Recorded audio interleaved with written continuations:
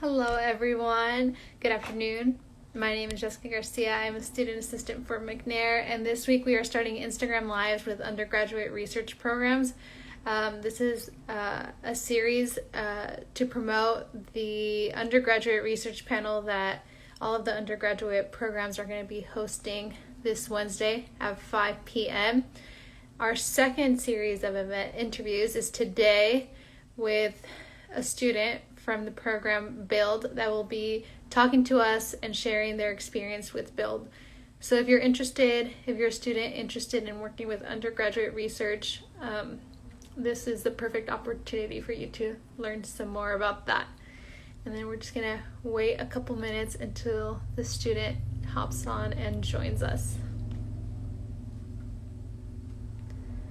And then if you guys also have questions, please feel free to drop them in the question box below.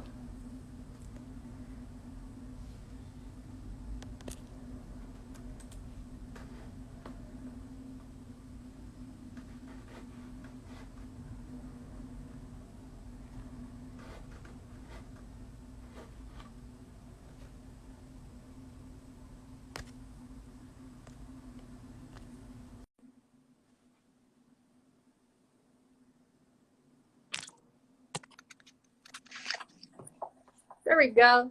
Hello, how are you doing? Hi, I'm doing all right.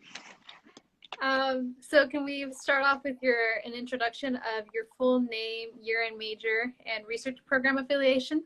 Yes, so my name is Noelle Chin. I do research with the NIH-funded Build program, which stands for Building Infrastructure Leading to Diversity. Yes, finally got that.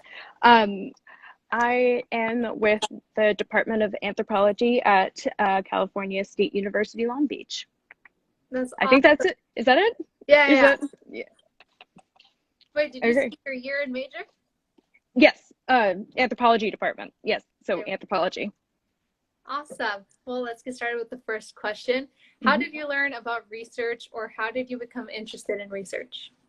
Yes, so originally I was a biology major, and during one of my classes, they introduced the Build program.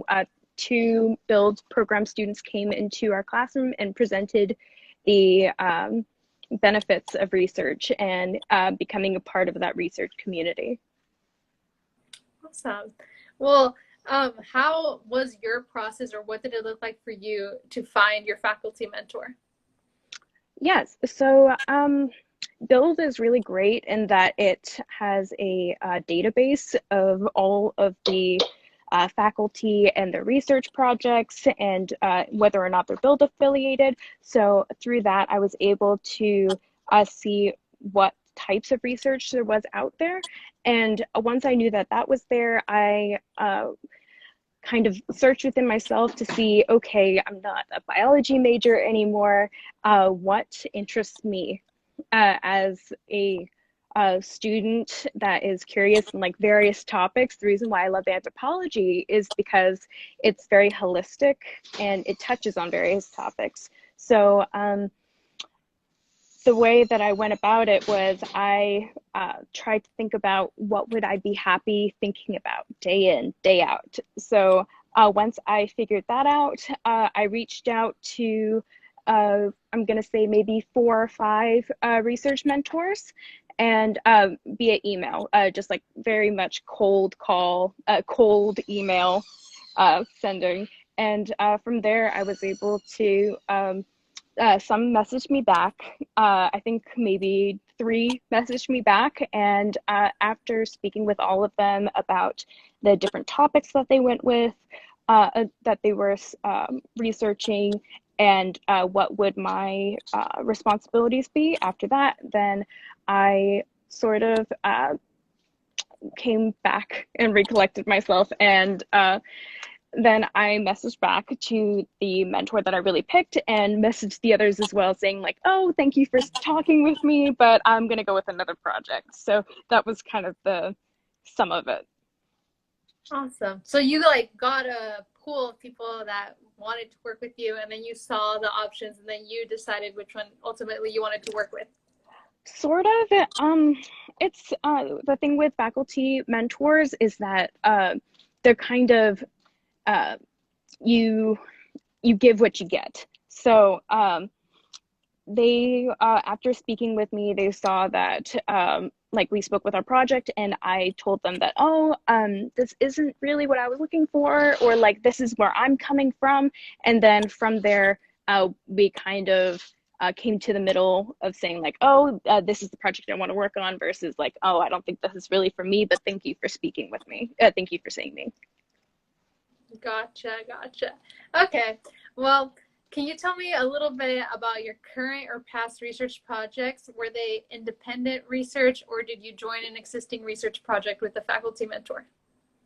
So I originally got into research. My first foray into research was in freshman year when yes, that was very early because back when I was a biology major, I was on the pre-med track, and I was like, oh, I really want to make myself stand out and like contribute to the academic community. So what I did was I saw what was going on in my department and what the different fields were, kind of without looking at the build faculty. And I was with Dr. Sinchak with the neuroendocrinology lab.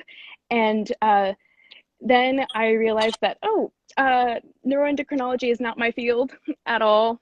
What I was going for was very different. And so I left that lab, and then I went into the Undergraduate Research Opportunity Program, which is now called OURS. It was Europe, now it's OURS.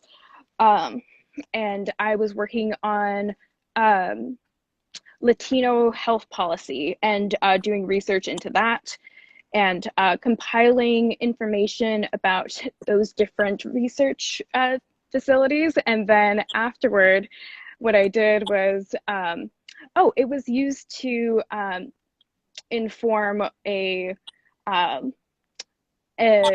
passage in the Oxford Dictionary of Latino health, of just Latino health.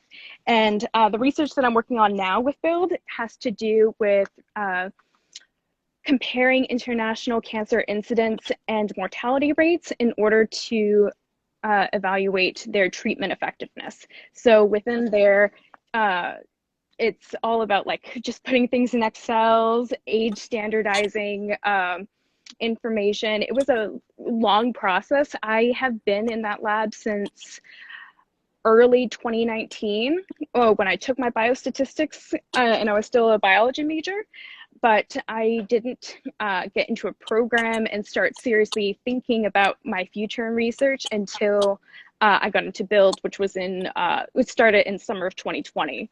So right in the middle of the pandemic. It was very interesting. But from that, I take a little bit from the biology side, but as well as the anthropology side, because I wrote papers on, one of the papers that I've written has to do with the incidence of stomach cancer in Japan and Korea, and associating that with a bacteria, with an infection of a bacteria called Helicobacter pylori.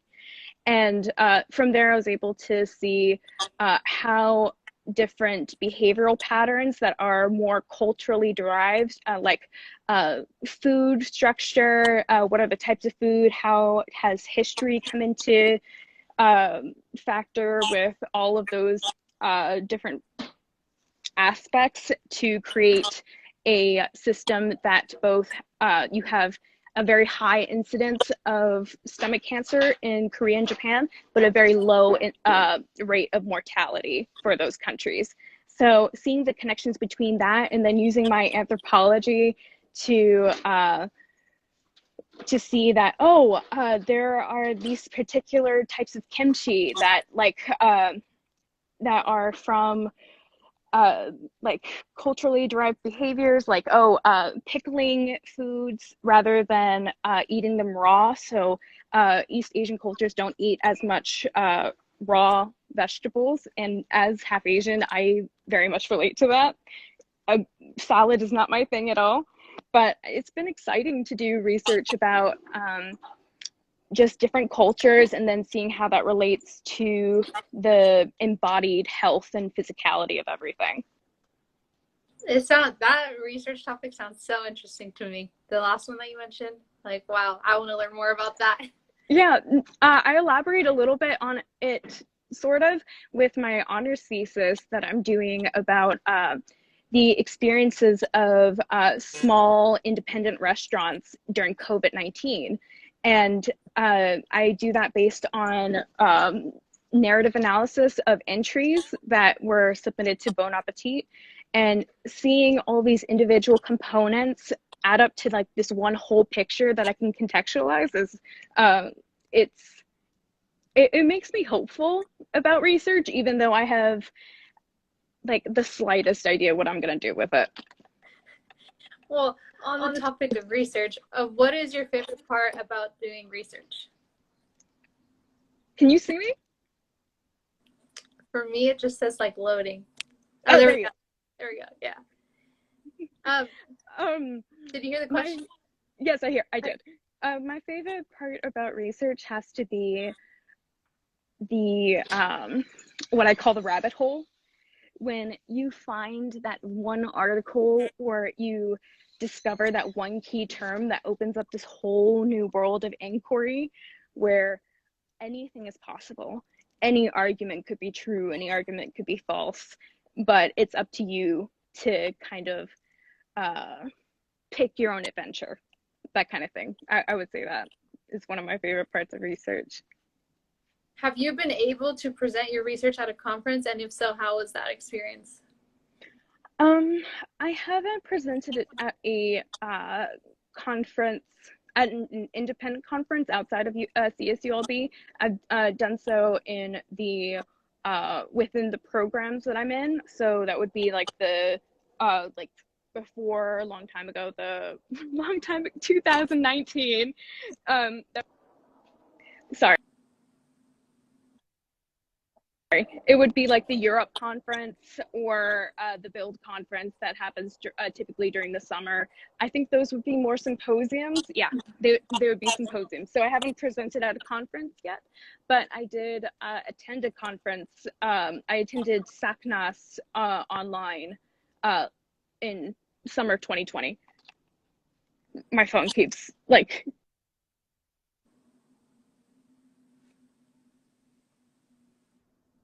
Okay, I'm back. I'm so sorry. No, you're good. You're good.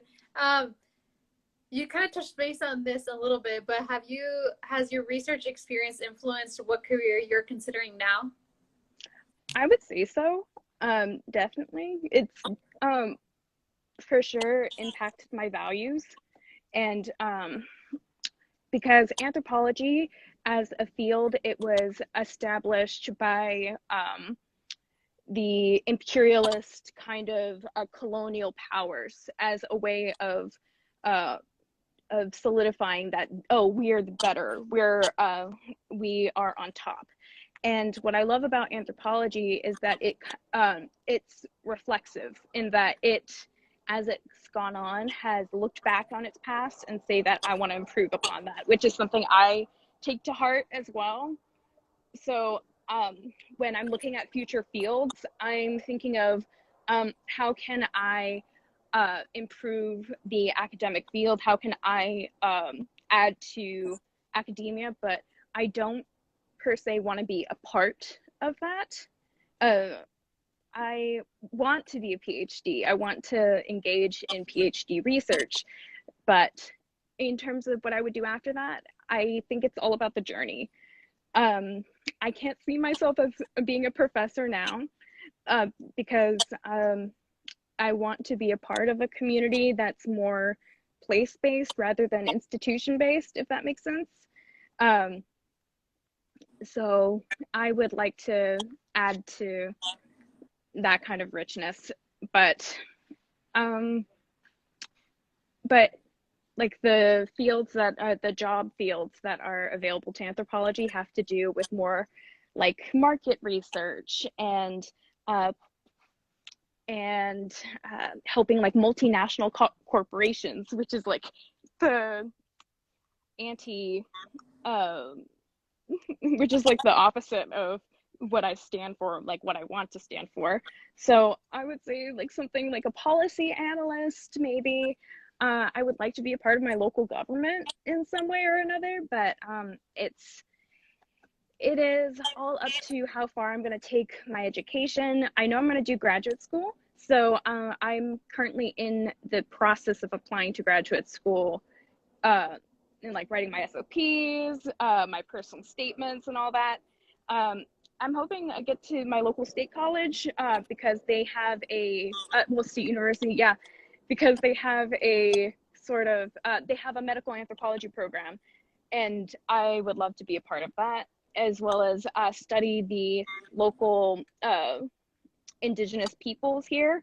Not study them, but rather work with them in collaborative research and support their efforts in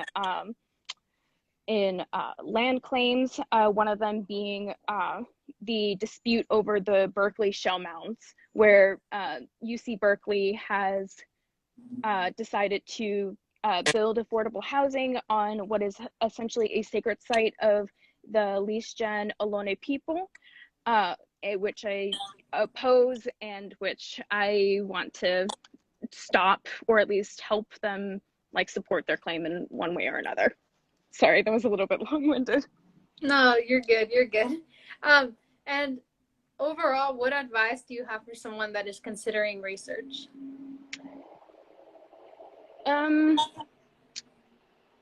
One, I would say don't be too hard on yourself, especially if you're starting early, because you're going to hear a lot about imposter syndrome, but for me, it went one ear out the other. I was very hard on myself in that I thought I needed to be this type of person in order to progress in research.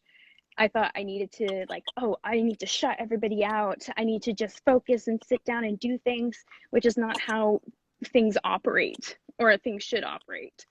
So I would say look within yourself to see what do I need to learn, what do I hope to learn, and what interests me, what interests you, and go from there rather than from the perspective of this is who I should be, this is who I think I need to be in order to progress in the world, because it's a long road and we're still very young. I mean, the transition for me from being 20 to 21, and especially during the pandemic, has been amazing. And even like this is my last semester in college, so in undergraduate, so just the growth that I've experienced, or like the growth that I have gone through within the past couple of months, has been amazing and terrifying and scary. But as one of my favorite actresses who just won an Emmy has just said in her acceptance speech, said, write the stories that scare you. And I want to do that. I want to lean into what scares me and really explore it to see, hey, what am I capable of? How far can I go? And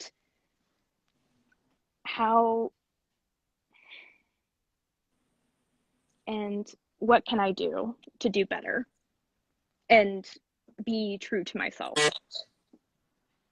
Wow, thank you for sharing that. That was very good advice that I feel like a lot of people need to take with them, like starting off into research and even like once you're years into research. So thank you for that.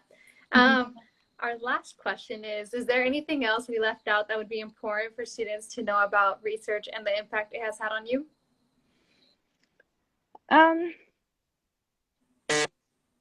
I would say have an open mind. Having an open mind is extremely important, because what you're interested in your research, in your life, is going to change throughout time. So one thing that I've struggled with, but also have been trying to accomplish, is keep a journal of what's going on in your life, what you're learning. It'll help you so much in statement of purposes, because I find myself trying to think about, what did I do in that internship? I cannot remember. And keeping a journal will help you with that, and it'll also help you develop where your research direction is going to head in the future, because life is an ever-changing road, and all the other quasi-intellectual stuff. Wow.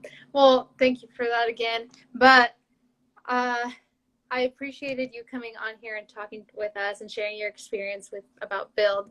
And I also wanted to say congrats and early congrats on your graduation soon enough, because graduating, even undergrad, is a huge accomplishment. So wishing you the best in your future endeavors. Thank you. Thank you once again. Thank you for having me. I guess I'm going to sign off. Yeah. All right. Thank you. Bye. Bye. Have a good one. You too. Well, thank you so much for everybody that is still on here and listening to the interview. I did want to remind you all that our next program spotlight is going to be tomorrow at 3 o'clock with ours. It used to be Europe. They will be talking about their experience with the program, and you will not want to miss it. Once again, this is Jessica Garcia, and I look forward to seeing you guys at our next live tomorrow at 3 o'clock. Bye. See you there.